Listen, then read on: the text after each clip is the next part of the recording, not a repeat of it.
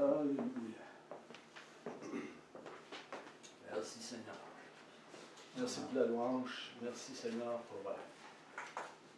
pour ta présence. Amen. Alléluia. Alléluia. Alléluia. Jesus.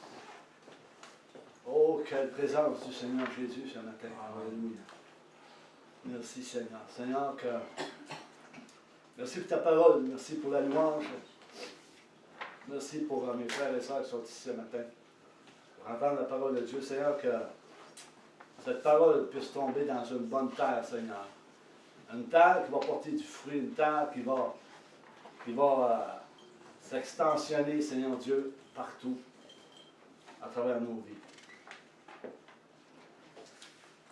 Merci, Seigneur. Alléluia. Alors, Seigneur, prends toute la place au travers de la prédication. Seigneur, que ton Saint-Esprit prenne toute la place.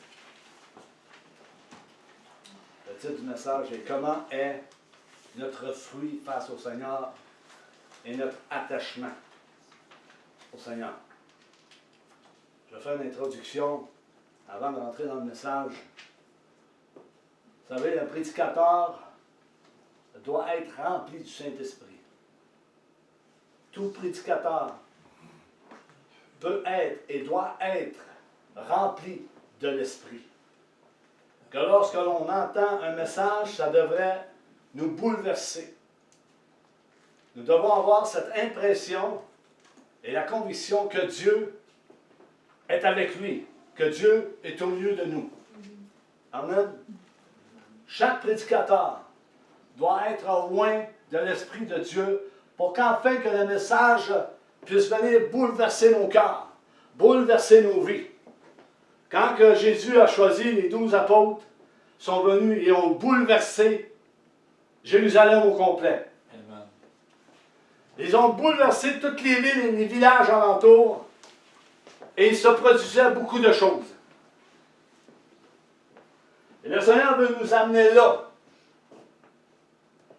où ce que nous étions. Parce que plusieurs ont tourné en arrière. Plusieurs ont abandonné ce que Dieu leur avait donné. Ce que Dieu a donné est encore là. Mais Dieu veut ranimer ces choses. Veut ranimer dans l'enfant de Dieu ce qu'il a reçu. Il veut que l'enfant de Dieu porte du fruit, encore plus de fruits pour sa gloire. Les plus grands obstacles dans notre vie en ce qui concerne notre salut, ce sont l'orgueil et la crainte des hommes. Comment d'enfants de Dieu peuvent craindre l'homme? Peur de dire ceci, peur de faire une action en pensant d'être repris sévèrement, marchant par la peur, et non marchant selon l'Esprit de Dieu, selon l'obéissance de sa parole. Pourquoi je dis tout ça? J'ai lu une biographie du prédicateur Charles Finney. Je ne sais pas s'il y en a qui le connaissent. C'est un grand évangéliste. Cet homme, un jour, fut la demande pour être pasteur, presbytérien. On lui a suggéré d'aller prendre des cours bibliques, d'aller au séminaire, d'aller prendre des cours. Au séminaire. N'est-ce pas, c'est ça qu'on voit aujourd'hui? Plusieurs veulent aller au collège biblique, apprendre des cours. Mais en réalité, ces cours servent à quoi? Pour les jeunes, beaucoup de jeunes entrent dans ces cours. Je ne dis pas que les cours, c'est pas bon à prendre. C'est bon de prendre des cours, de se renseigner, de vérifier la parole de Dieu et tout ça. Les jeunes gens vont à l'école biblique pour être pasteurs. Les jeunes filles vont à l'école biblique pour être pasteurs. Mais c'est quoi cette pensée? D'aller à l'école biblique pour être pasteur. Je l'ai souvent prêché. Les 5 ministères, c'est des appels venant de Dieu. Des appels selon l'Esprit de Christ. C'est des appels qui ont été préparés d'avance dans le cœur, déjà d'avance. C'est des œuvres qui ont été préparées d'avance pour eux. Je ne dis pas que les cours bibliques, c'est pas bon. Mais il y en a qui pensent aller au cours biblique, puis être pasteur, puis être dans les 5 ministères. Mais c'est faux. Ils peuvent aller à l'université, ils peuvent aller au collège, sans appel de Dieu. Ils peuvent avoir le Saint-Esprit. Chacun a reçu le Saint-Esprit. Ils sont fait baptiser dans l'eau. Ils ont confessé le péché au nom de Jésus-Christ, puis ils ont reçu le don du Saint-Esprit. Ça ne veut pas dire qu'ils ont des appels pour prêcher la parole de Dieu.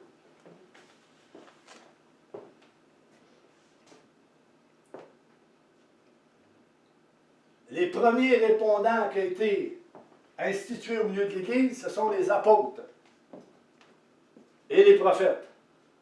Les premiers répondants qu'on voit dans le séculier, j'en parlais justement avec mon épouse, les premiers répondants, c'est médic. Elle dit non, elle dit c'est tout le monde. C'est tout le monde qui peut venir au secours de quelqu'un, si quelqu'un est en danger. Si quelqu'un est en train de perdre la vie, c'est tout le monde qui est appelé pour secourir la personne. L'Église, les premiers répondants, mais ce sont les apôtres et les prophètes et les 5 ministères pour secourir ceux qui sont en danger, ceux qui sont faibles, ceux qui s'écartent, ceux qui se posent des questions. Pour les former. Ils sont là pour former l'Église, pour former chaque personne. Ils sont là pour offrir le salut pour qu'enfin qu'ils soient sauvés d'une vie périssable. Ils sont là pour ça. Dieu les a établis pour ça. Ils ne les a pas établis pour d'autres choses, c'est pour ça. Mais savez-vous quoi? Charles Finney, il refusa d'aller prendre des cours bibliques. Il a refusé d'aller prendre des cours bibliques. Pourquoi? Bien parce qu'il ne voulait pas être comme les autres. Il ne voulait pas être comme les autres. Pourquoi il ne voulait pas être comme les autres? Mais il ne voulait pas être soumis à la même éducation que ceux qui côtoyaient. Il ne voulait pas être soumis à la même éducation ou enseignement qu'eux avaient reçu. Et pourquoi il ne voulait pas être soumis à cet enseignement? Il ne voulait pas être soumis à leurs études et leur enseignement, bien parce qu'il ne voyait que peu de fruits dans la vie des pasteurs qui côtoyaient et qui étaient autour de lui. Il ne voyait pas de fruits. Charles Finney, un grand évangéliste, j'ai lu sa biographie, extraordinaire. Il a fait des réveils un peu partout. Il a amené des gens au Seigneur, des hommes d'affaires, va voir, dans le message.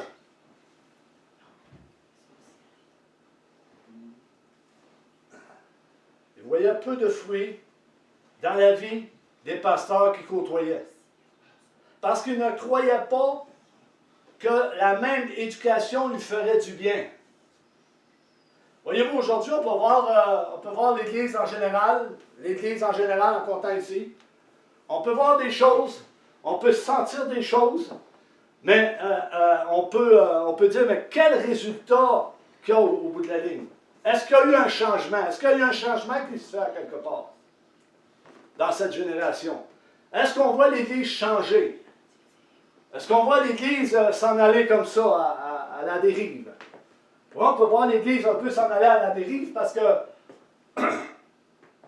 les dons sont moins pratiqués dans les assemblées. Heureusement, merci Seigneur, les dons sont pratiqués ici. Mais je prie que les dons soient pratiqués partout au Québec, qu'enfin que l'Église se réveille et se lève ensemble. Sanctifié par l'Esprit de Christ. Alléluia. Alors, on lui a présenté 2 pasteurs à Charles Finney. Parce qu'il ne voulait pas être soumis à leurs éducations.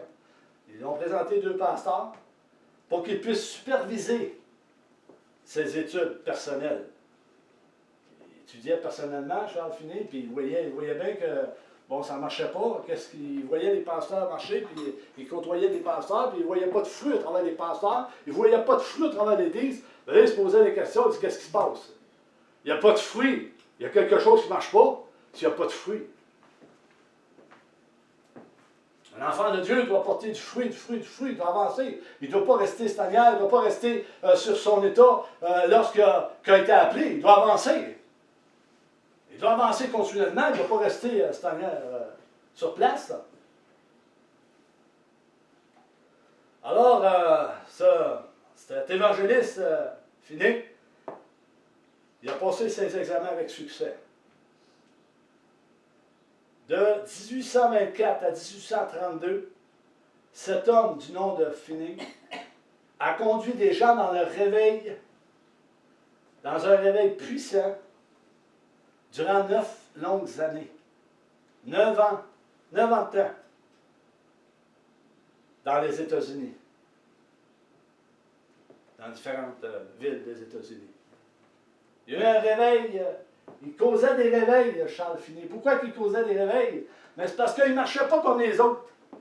Il n'était pas soumis nécessairement à l'enseignement que d'autres pasteurs voulaient lui exiger de faire, d'apprendre. Il a étudié, il a regardé la parole de Dieu, il a vu.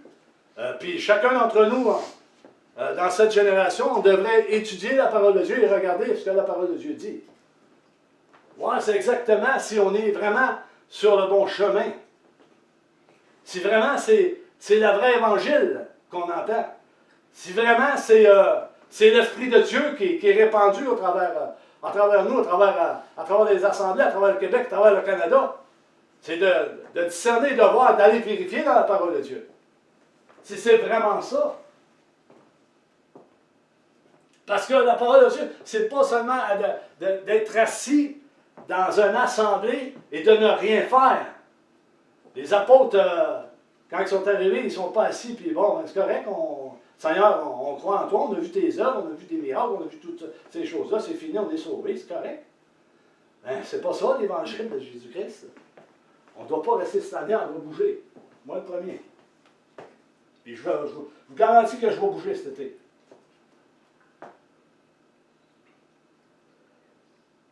Cet évangéliste s'est rendu d'une réunion à Rochester, à New York. Il y a eu 1200 convertis ce soir même.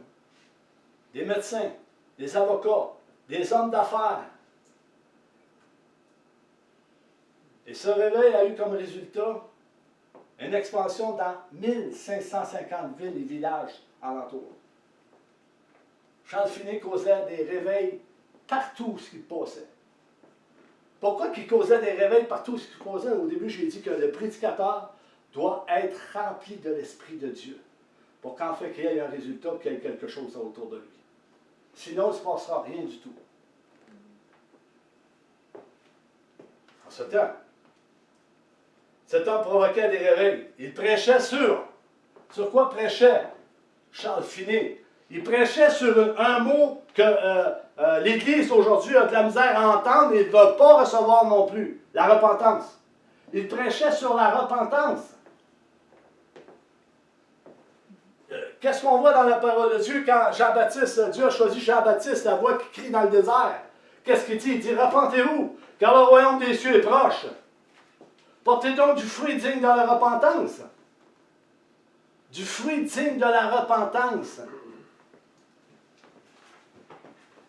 Digne d'un changement, digne d'un fruit qui abonde et qui abonde puis abonde. Un changement vers le royaume, constamment.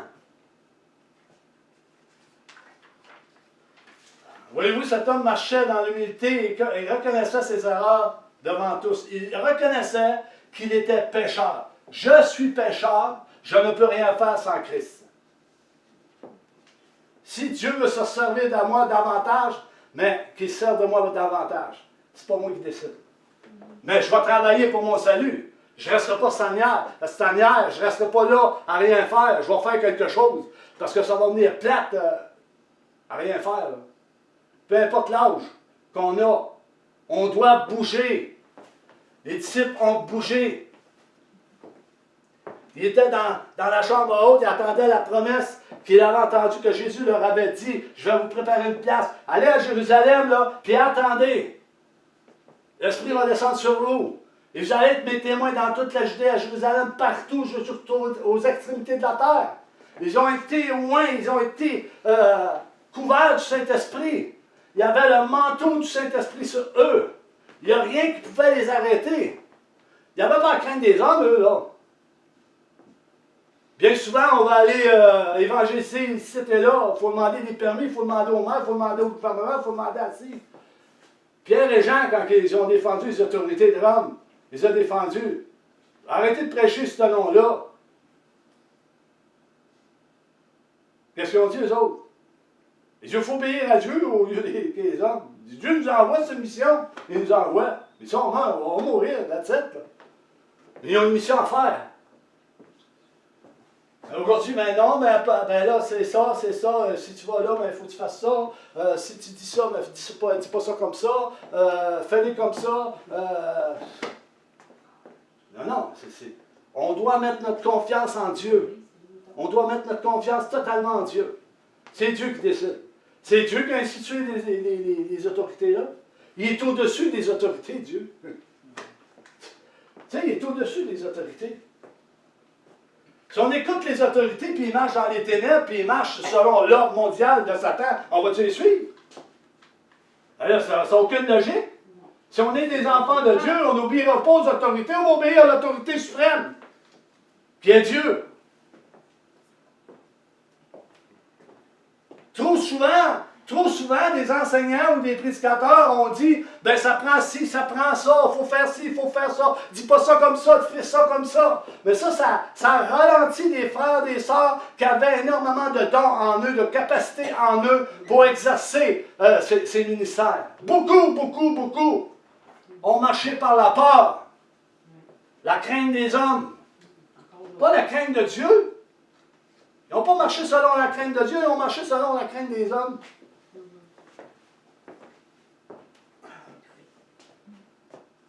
Ils ont étouffé, ils ont ralenti. Lorsqu'il parlait, Charles Finet, lorsqu'il parlait de l'expiation, de ses messages, tous pleuraient. Vous savez, c'est quoi l'expiation? Lorsque Christ s'est fait crucifier, il est le propriatoire, il est le couvert du propriatoire. Par son sang qui a coulé à la croix du Calvaire. Il est le chef de l'Église. Alléluia. Gloire à toi, Seigneur. Il parlait de l'expiation lors de ses messages. Tous pleuraient lorsqu'ils entendaient Charles Finet parler de l'effusion de sang de Jésus, de la victime, de son sacrifice à la croix du Calvaire. Pourquoi Christ a fait ça? Christ s'est rendu lui-même vers la croix, sans rien dire, sans riposter. Il s'est rendu à la croix du Calvaire. Il s'est fait condamnation pour le monde. La colère de Dieu était sur lui. Il aurait pu s'échapper, il aurait pu dire, c'est fini, Seigneur, je ne veux pas. Il était dans le jardin de Gethsémani. Il a prié 3 fois la même prière. En disant au Seigneur, recule cette coupe. Éloigne cette coupe de moi. Charles Finet, il prêchait sur l'expiation de Christ. Peu importe l'endroit où il se trouvait, Charles Finet, il y avait un réveil partout où il se passait. Pourquoi il y avait un réveil partout? Parce que c'était la parole de Dieu. Il s'était humilié devant Dieu, puis il entendait des choses de d'autres pasteurs qui côtoyaient, qui n'avaient aucun bon sens, qui ne portaient pas de fruits du tout, qui étaient hors contexte de la parole de Dieu également. Il ne marchait pas avec Christ, il marchait selon leurs propres forces. Puis Charles Finet, il a marché selon ses propres forces, une secousse aussi. Bien souvent, il a marché. Avant qu'il arrive là, il a marché par ses forces. Charles Finet. Toutefois, la doctrine qu'il prêchait, ce sont des parties intégrales de son œuvre que l'on ne peut absolument pas négliger. Voici les 3 piliers qui formaient la fondation du ministère de Charles Finet. Premièrement, la repentance. Deuxièmement, la justice. Et troisièmement, la puissance pour l'évangélisation. Qu'est-ce que Jean-Baptiste est venu faire? Qu'est-ce que Jésus est venu faire? Qu'est-ce que les apôtres ont venu faire? Ils sont venus apporter l'Évangile. Ils ont proclamé aux gens le salut. Pour qu'enfin qu'ils se détournent des œuvres des ténèbres qui étaient, comme nous étions auparavant, dans ces œuvres de destruction. Se détourner. Dans cette biographie, cet homme nous montre qu'il a vu son état de pécheur. Il a vu son état de pécheur.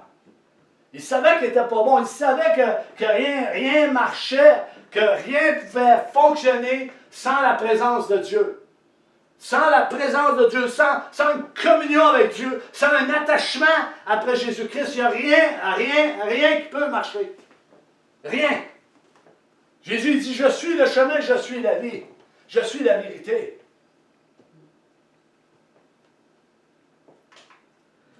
Il nous montre également qu'il a lutté longtemps par ses forces. Il a lutté par ses forces, essayant de s'intégrer à travers ce groupe de pasteurs, essayant de comprendre leurs états, essayant de marcher, de vouloir étudier comme eux. Et il s'est aperçu à un moment donné, non, je ne peux pas entrer en même place qu'eux autres. Je ne peux pas faire comme eux autres. Ça ne me tente pas pantoute. Je ne veux pas être soumis à leurs enseignements et à leur doctrine. Non, je veux être soumis à la parole de Dieu. Il voyait ses pasteurs sortir hors contexte de la parole de Dieu et amener toutes sortes de choses. Mais lui, c'est pas ça qu'il voulait. Là, il nous dit que quand est venu le désespoir en lui, il était complètement désespéré. Il s'est mis à crier et à implorer le Seigneur de le délivrer. Il a crié vers le Seigneur. Est-ce que l'Église, nous crions vers le Seigneur pour nous délivrer de toutes ces choses? Charles Finney, il a crié vers le Seigneur. Seigneur, c'est pas ça que je veux. C'est pas ça que je ressens au milieu de ton Église. Il y a quelque chose qui ne marche pas et j'ai besoin de toi. Il y a un cri de désespoir qui est venu en lui. Seigneur, viens me réveiller, viens me remplir de ta présence. Viens m'enseigner, viens m'instruire. Remplis-moi de ton amour, remplis-moi de ta compassion, remplis-moi de ta justice, Seigneur. Que je puisse prêcher sur la repentance. Parce que la vraie repentance, je ne la vois pas. Parce que par la repentance, on doit voir les fruits. Moi, le premier, autant en action, autant par la bouche.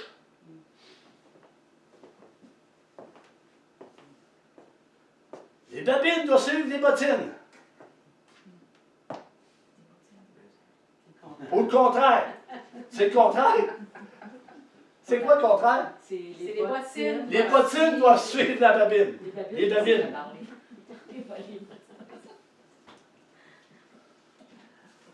Vous voyez, on fait toutes sortes d'erreurs quand on prêche la parole de Dieu. C'est un peu normal. On peut faire un paquet d'erreurs. Vous savez? Je parlais avec un pasteur il y a longtemps, il disait ça, il dit, Marc-André, il dit, fais-toi-en pas, il dit, on en commet tous des erreurs. C'est vrai. Tous. Puis ceux qui ne reconnaissent pas les erreurs, mais ils ne marchent pas dans l'humilité. Ils ne marchent pas dans la repentance. Ils ne reconnaissent pas leurs fautes, ils ne reconnaissent pas le péché, ils ne reconnaissent rien. Ils veulent marcher comme ils veulent marcher. Alléluia. Glory. Après ce cri de désespoir, après qu'il fut imploré le Seigneur, c'est à ce moment-là que Dieu lui a accordé la repentance.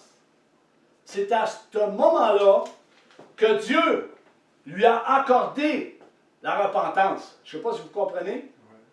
Dieu lui a accordé la repentance. Dieu a entendu son cri, a entendu son désespoir, a entendu ses angoisses en lui. Il savait qu'il y avait quelque chose qui ne marchait pas. Dieu est venu sur lui. Et on sait que, je vais avoir un message dans le série de messages, que la repentance, ce n'est pas une repentance qui vient humainement. La repentance, quand on parle de la parole de Dieu, c'est une tristesse qui vient sur nous, qui reconnaît nos fautes, qui reconnaît qu'on est pécheur, qui reconnaît qu'on n'est pas bon sans lui. C'est ça, la vraie repentance. Et plus. Il a délivré. Tout cela est arrivé à cause de son arrière-plan religieux. Et combien qu'on a des arrière-plans religieux, nous, les enfants de Dieu, dans cette génération. Beaucoup sont rentrés dans l'Église avec un arrière-plan religieux. Et ça restait comme ça. C'est étonnant de voir la situation dans laquelle l'Église se trouve présentement. Je parle ici aussi également. Là. Je parle partout que je parle. Je parle de mon État, je parle de l'État de tout le monde. Comment l'Église a resté stagnaire, comment elle est restée dans la religion. Je dirais que j'étais avant, mes parents étaient avant, on était dans le catholicisme. Puis je vois l'Église entrer dans ça présentement. Dans toutes sortes de religions qui veulent, ils disent c'est l'amour. Ah, c'est l'amour. Voyons. Là, ils sont en train de se perdre là-dedans. L'Antichrist est en train de faire ça. Là. Une religion mondiale qui est rentrée dans certaines assemblées ici au Québec. Ben, l'Église a besoin de se réveiller. J'encourage les frères et les sœurs à se réveiller, se mettre ensemble et à marcher selon l'Esprit, selon ce que dit la parole de Dieu. Charles Finney, il a fait ça, il a vu ses pasteurs, il côtoyait beaucoup de gens, des frères, des sœurs, il voyait que quelque chose ne marche pas. Et moi, Marc-André, je vois quelque chose qui ne marche pas. J'ai lu le livre, la biographie de Charles Finney, partie. Il y a quelque chose qui ne marche pas au milieu de l'Assemblée, au milieu du corps de Christ. Il y a quelque chose qui ne marche pas. Mais on doit se réveiller. On doit dire la vérité. On doit se lever et dire la vérité. Si on regarde l'islam, ça se lève tout pour dire des choses. Pourquoi? Pour pas de raison. Le chrétien ici au Québec, ben, il se tait. Je vous dis la vérité, si toutes les assemblées du corps de Christ se mettraient ensemble aujourd'hui, à travers le Québec, à travers le Canada, il y aurait un méchant impact dans le pays. Amen. Ça serait glorieux et merveilleux de voir ça. Premièrement, les ministres qui sont en charge, les premiers ministres, ils seraient interpellés par la parole de Dieu verbalement, ça serait verbalement, ça le dirait, c'est certain, parce que l'Esprit de Dieu serait là, il y aurait une unité ensemble. Il y aurait quelque chose qui se produirait, comme Charles Finney, à toutes les places qu'il passait, il y avait un réveil, les gens se réveillaient, ils comprenaient c'était quoi la repentance. Ils comprenaient c'était quoi un converti. On va rentrer là-dedans tantôt. Un converti, un vrai converti, c'est quoi un converti? C'est pas seulement, oui, je crois en Jésus, puis je m'assis, et c'est tout. Un converti, c'est pas ça. On va voir dans le message, c'est quoi un converti? Un vrai converti, qui va porter du fruit. Il va avancer constamment. Ça fait, je peux vous dire ceci, ça fait 28 ans passés que je suis dans le ministère de la louange, l'adoration et ces choses. Dans la prédication, ça ne fait pas tellement longtemps que je prêche, ça fait peut-être 4 ans que je prêche, minimum, là, 4 ans. Un jour, je ne veux pas me glorifier en rien, mais un jour, il y a un frère qui est venu me voir, je prêchais, puis il m'arrive et il dit Marc-André, ça fait longtemps que tu prêches? Oui, ça fait 1 heure que je prêche. Ça faisait 1 heure que je prêchais. C'est pour montrer qu'il y a certains prédicateurs qui peuvent être là, OK? Ça fait des années et des années qu'ils prêchent, il n'y a rien qui se passe. Il n'y a rien qui se passe. Lui, cet homme-là, il a vu quelque chose en moi, c'est sûr. Moi, je ne sais pas, mais lui, il a vu quelque chose pour me dire ça. Il dit, ça fait longtemps que tu prêches. Non, ça fait 1 heure que je prêche. Donc, il y a des prédicateurs qui prêchent, qui sont là, mais qui ne devraient pas être là. Il faut que l'Église prenne sa place. Il faut qu'on prenne notre place. Moi, si ce n'est pas ma place, je vais m'enlever de là. Ça fait plusieurs fois que je demande au Seigneur, c'est-tu réellement ma place? Est-ce que je suis en bonne position? Est-ce que tu me veux là? Si tu ne veux pas là, c'est pas grave. Moi, je vais m'enlever de là. Je vais m'enlever de là. Il n'y a aucun problème. Je vais laisser la place à un autre. Mais je sais que Dieu m'appelle là. Puis j'encourage les pasteurs à continuer à persévérer malgré tant d'attaques de l'ennemi dans leur vie, tant d'attaques de leur famille dans leur vie, tant d'attaques de certaines brebis dans leur vie autour d'eux. Je les encourage à persévérer parce que c'est tout un travail, ces 5 ministères-là. Je m'aperçois que moi, je n'ai pas voulu être dans ça, mais c'est Dieu qui appelle. Hein? Quand il a appelé Jérémie, je suis un enfant. Tu ne peux pas m'appeler? Je suis un enfant. Il n'avait pas le choix, Jérémie. Les 12 apôtres n'avaient pas le choix non plus. Ils ont été appelés. Alléluia. Finney ne croyait pas à un appel au salut. Il ne croyait pas à un appel au salut. Pourquoi il ne croyait pas à un appel au salut, Charles Finney? Il voyait ces gens qui allaient, venaient régulièrement à l'église sans avoir aucun changement d'eux, de leur habitude. Il ne croyait pas à un appel au salut. Vous savez, au début de ma vie chrétienne, il y avait des appels au salut. Tu as accepté le Seigneur Jésus. Mais je peux vous dire aujourd'hui, c'est plus que ça. C'est pas ça l'appel au salut. C'est pas, oui, je vais accepter le Seigneur Jésus, c'est plus que ça. Ça prend une repentance. Ça prend une conversion. Ça prend émerger dans l'eau, pas comme habitude, pas pour suivre ton chum, ta mère, ton grand-père, ton fils, ta soeur. Non, ça prend une bonne conscience de ce que tu as reçu. Tu as reçu, sanctifie Jésus-Christ dans ton cœur. Reconnais ce que tu as vu. Reconnais ce que tu as reçu. Garde-le précieusement comme une perle. Va le cacher, garde-le avec toi. Et poursuis ton chemin. Garde ta demeure en Jésus-Christ. Oh, j'accepte le Seigneur Jésus. Non. Charles Finney, il a vu ça combien de fois, l'appel au salut de cette manière. L'appel au salut. Il a prêché la repentance, il a prêché la justice. La justice, parce que Christ est allé vers le Père. Hallelujah. Jesus. Gloire à ton Saint-Nom, Seigneur. Écoutons bien. Certains étaient très pieux. Certains étaient très pieux, mais ne s'étaient jamais repentis. Certains étaient très pieux. Et on le voit dans les Actes des Apôtres, après l'infusion du Saint-Esprit. Pendant l'infusion du Saint-Esprit, il y a des hommes pieux qui sont là. La piété, c'est une bonne chose, c'est une sorte de gain. Mais c'est plus que ça.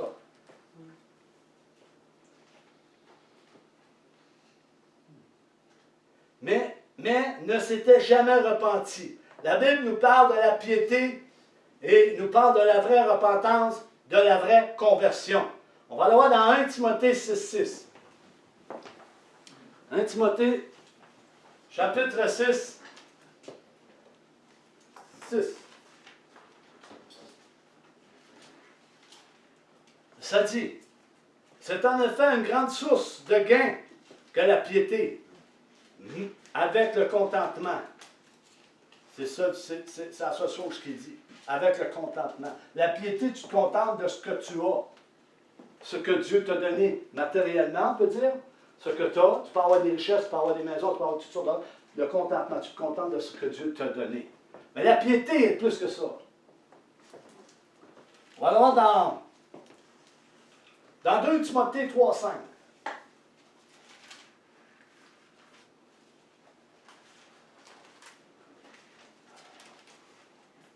2 Timothée 3,5, ça nous dit, il parle de sachez que dans les derniers jours, il y aura des temps difficiles. OK? Verset 5, il dit, ayant l'apparence de la piété, mais reniant ce qui en fait la force, éloigne-toi de ces hommes-là. Ayant l'apparence de la piété, mais reniant ce qui en fait la force, éloigne. Qu'est-ce qui en fait la force? Qu'est-ce qui fait la force de la piété? Le contraire de ce qu'ils ont. Qu'est-ce qui fait la force de la piété? Y a-t-il quelqu'un qui peut nous répondre? La foi? T'as entendu la foi? Y a-t-il d'autres choses?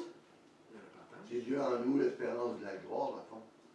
Ouais. C'est lui qui est en nous, qui donne cette puissance. Jésus-Christ. Amen, c'est ça.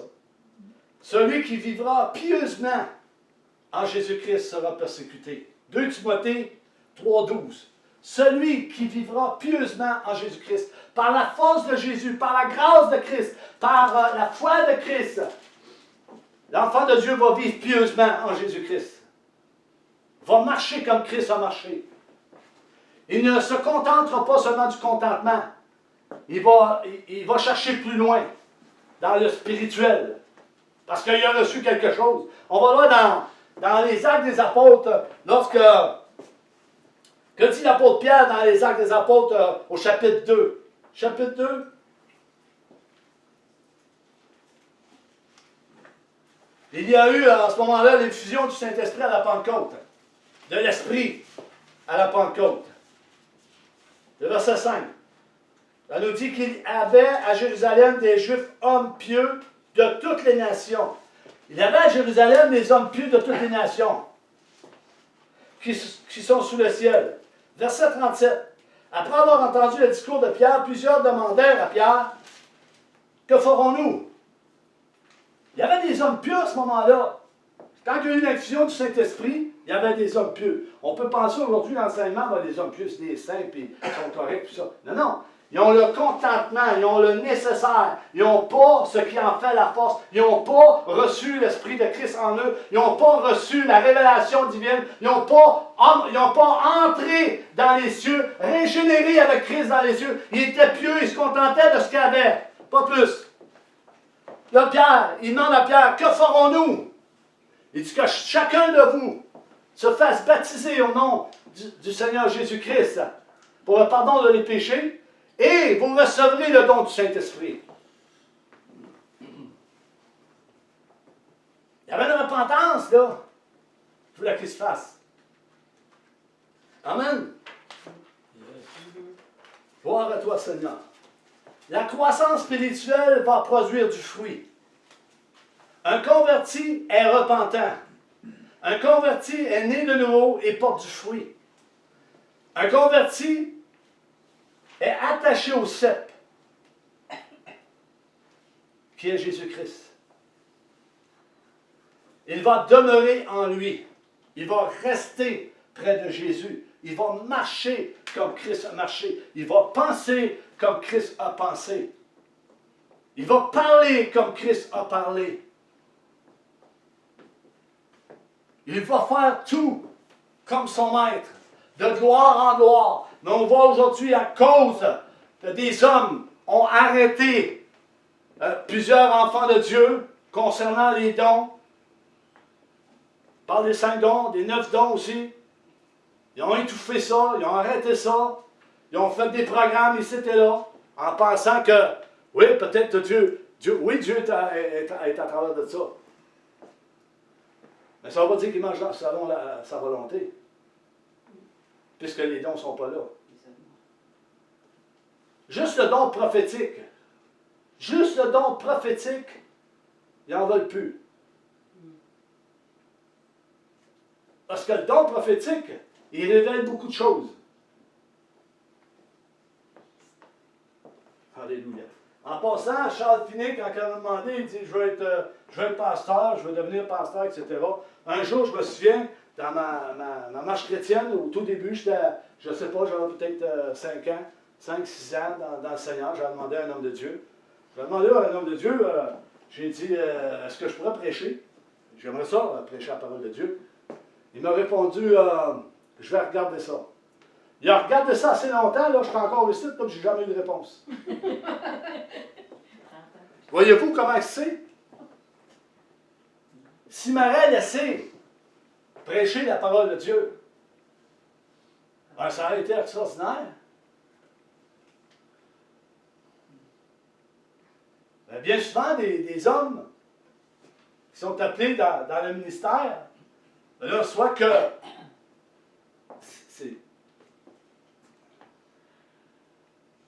c'est là, fou que je le dise, c'est là.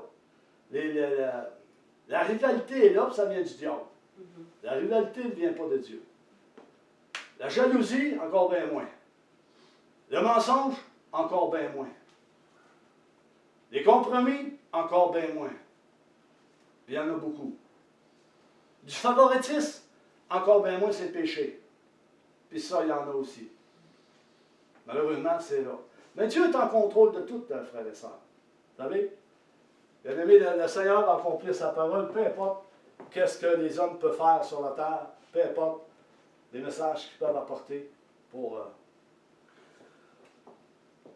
leur bien personnel, bien souvent. Un converti va croire, il va avoir la foi. Hein? Un converti va croire, il va avoir la foi. Sans la foi, il est impossible de plaire à Dieu. Mais si on n'a pas de foi, on travaille pour rien. Il n'y a rien qui va se passer. Charles Finet, il allait de ses forces. Il n'avait pas réellement la foi. comme plusieurs peuvent aller de leur force, des programmes ici, des séminaires ici, parce qu'ils nomment le nom de Jésus-Christ, le Saint-Esprit est là, le feu est là. Ils sortent du séminaire, ils sortent de l'Assemblée, ils sortent de leur retraite. Mais qu'est-ce qui s'est passé? Y a-t-il quelque chose qui s'est passé? Peut-être au moment même, ça s'est passé. Mais s'il y a quelque chose qui se passe au moment même, il faut que ça reste. Il ne faut pas que ça s'en aille. Comprenez? Les frères et les sœurs sont tous joyeux, ils ont tous reçu Alléluia, tout ça. Mais aussitôt qu'ils sont sortis du séminaire ou de la retraite, ou peu importe les choses des hommes, etc., etc., il n'y a rien qui se passe. C'était le fun là, ben après ça, 10 jours après, tu vois la même situation. Il n'y a pas de changement. Il n'y a aucun changement. Il n'y a aucun changement. Les pasteurs devraient regarder ça. On devrait regarder ça ensemble. Aucun changement. Pourquoi il n'y a pas de changement? Il y a une raison pourquoi il n'y a pas de changement. Un converti doit avoir la foi. Il doit marcher. Il ne doit pas s'arrêter. À un moment donné, Paul, il dit, vous courriez bien. Qui vous arrêtez? Comment ça? Vous courriez, là, c'était le zèle, là, c'était l'esprit était là, puis vous courriez si bien. Qui vous a arrêté? C'est l'ennemi de vos âmes qui vous a arrêté. C'est l'influence des hommes, de la chair qui vous a arrêté. C'est pas Dieu. En disant, ben, parle pas comme ça, parle pas trop fort, fais pas ci, fais pas ça, on veut t'avoir comme ça. Non, tu prêcheras pas ça parce qu'on ne veut pas avoir ça dans notre assemblée. Mais ils se sont privés beaucoup de bénédictions à cause de ça. Je ne comprends pas comment c'est qu'ils n'ont pas réfléchi un petit peu, voir, on va laisser prêcher, voir qu'est-ce qu'il va dire. Ben, tout ce qu'il dit le prédicateur, ça vient de la parole de Dieu, il ne faut pas se tromper, là, t'as peur de quoi? On le sait, mais on ne dira pas. Là. On va être poli, on va être indulgent, on marchera dans la grâce. Hein? Alléluia.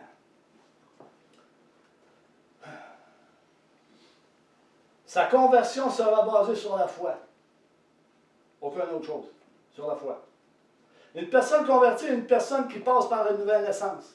Une personne convertie est une personne née de nouveau, née de l'Esprit de Dieu. Née de l'Esprit de Dieu. Il ne marche plus selon la chair, il marche selon l'Esprit de Dieu. Il combat contre la chair. Il sait, dans son esprit, qu'il combat même contre la chair. Fais attention à ce que tu dis. Fais attention à ce que tu fais.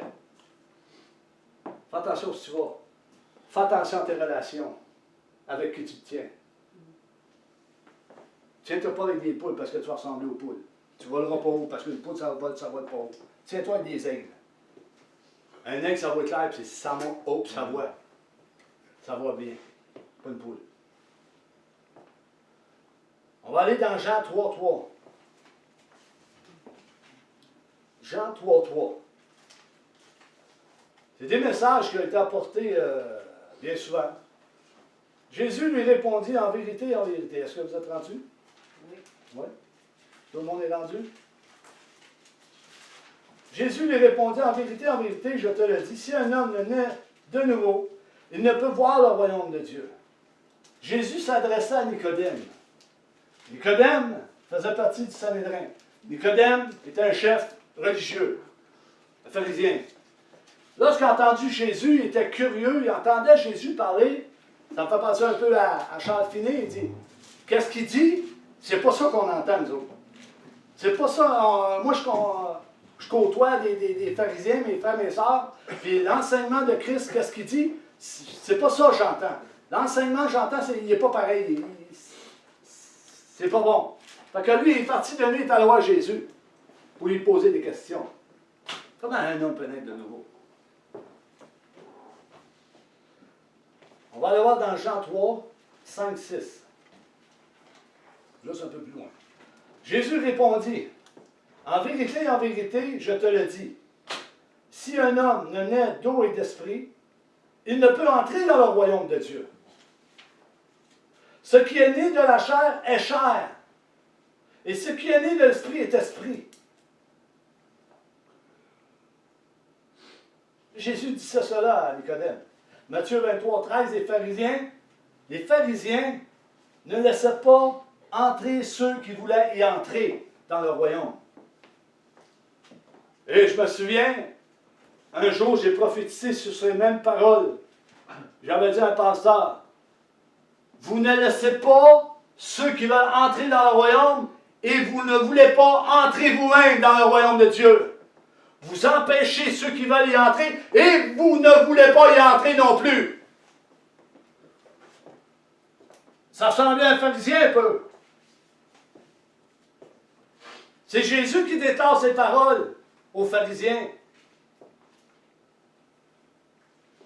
Et si les dons ont été mis de côté aujourd'hui, est-ce qu'on pourrait voir quelques pharisiens qui ne voudraient pas entendre réellement la parole de Dieu? Ou l'enseignement de Christ? Ou la formation de Christ? Ou entendre l'Esprit de Dieu au milieu des assemblées? Ou avoir une correction sévère au milieu de l'assemblée? Ou avoir une parole de connaissance? Une exhortation? Édifier l'Église, consoler l'Église? Il y a quelque chose qui ne marche pas. Charles Finney voyait ces choses au milieu de ses frères et ses sœurs. En 1824. Là. Mais Dieu s'est servi de lui pour qu'il revire de bord. Il dit non, non, non, je ne serai pas soumis à leur soumission, je ne serai pas soumis à leurs enseignements et à leurs doctrines. Encore bien moi au collège biblique. J'ai reçu le Dieu, je vais apporter ce que Dieu m'a donné. Paul dit, la parole de Dieu est-elle parvenue seulement chez vous? Non, elle est parvenue à tous et chacun. À chacun d'entre vous, frères et sœurs. La parole de Dieu est parvenue. Pas parvenue seulement aux 5 ministères, elle est parvenue à tous et chacun.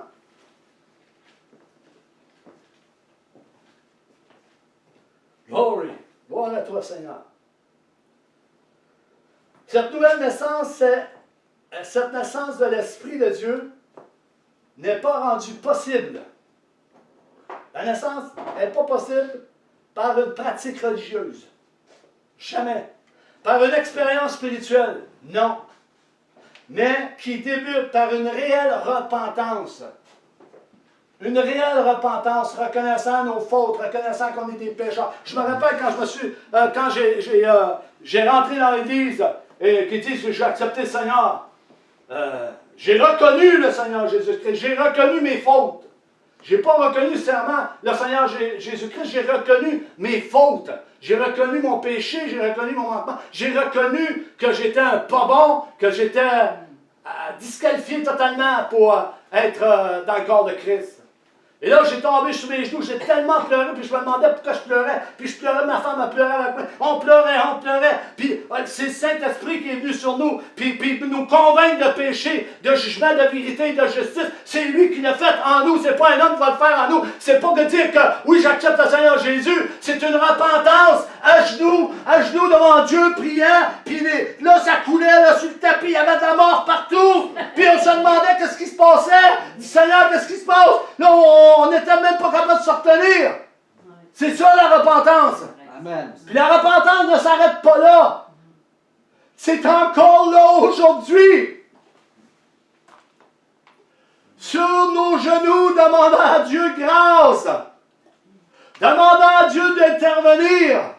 Parce que beaucoup est en train de mourir au milieu du corps de Christ.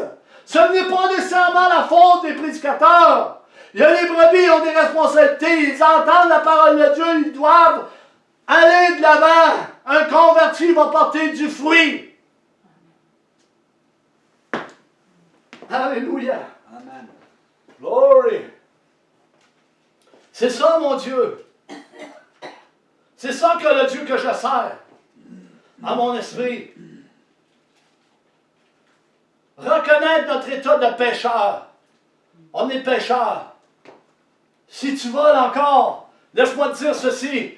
Dans le livre d'Apocalypse, il est dit, ceux qui volent, continuent à voler encore. Ceux qui commettent l'adultère, continuent à faire l'adultère. Si tu es dans l'homosexualité, continue. Dans l'infamie, continue. Dans l'abomination, continue. Parce qu'il n'y a pas de repentance pour les autres, c'est fini. On est rendu dans le livre d'Apocalypse, quasiment le dernier chapitre.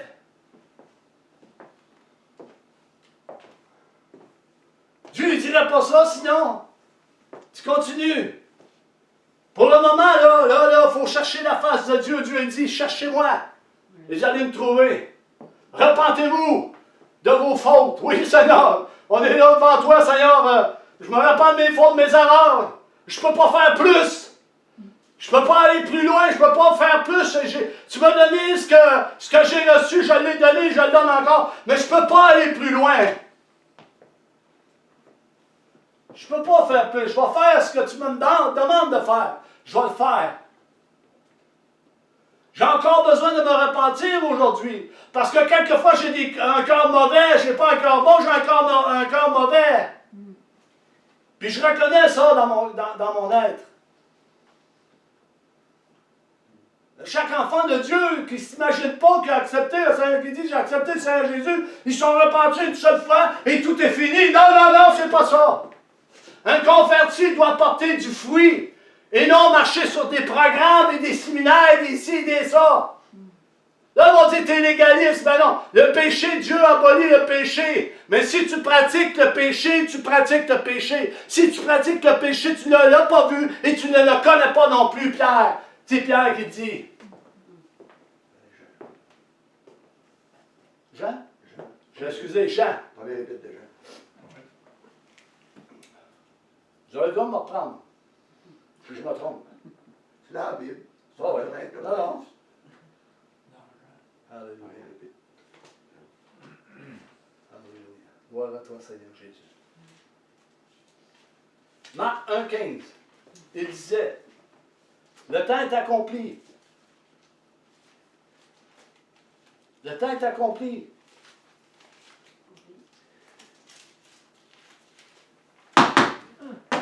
Le temps est accompli. Je ne sais pas, il faut vérifier. Il faut vérifier si le temps est accompli. Marc 1,15. Il disait, le temps est accompli, le royaume de Dieu est proche.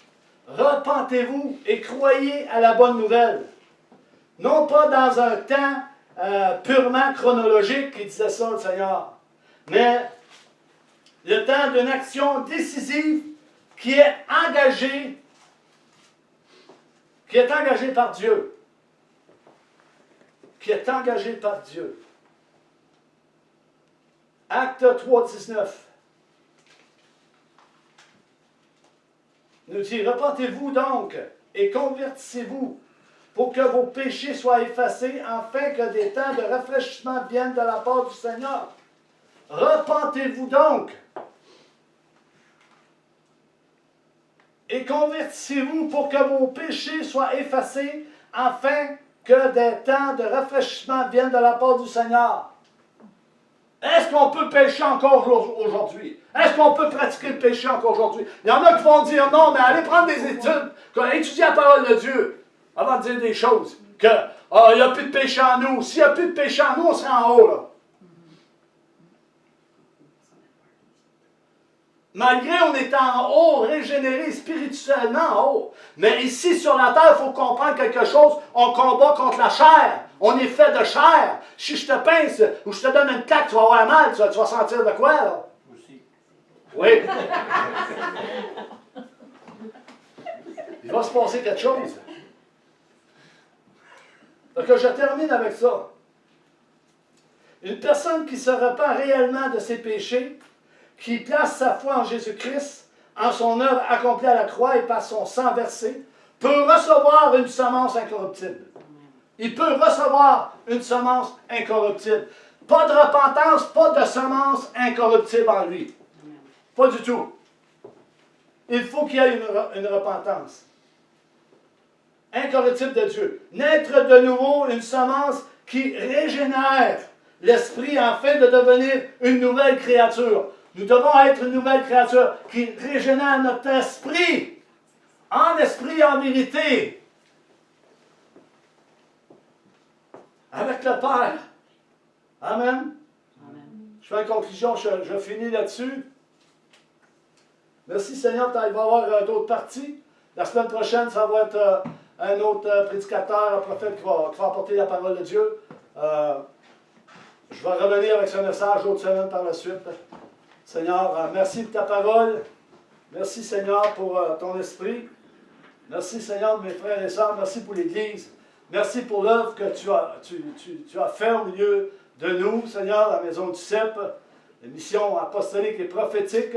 C'est cette mission que l'Église doit engendrer, doit avancer.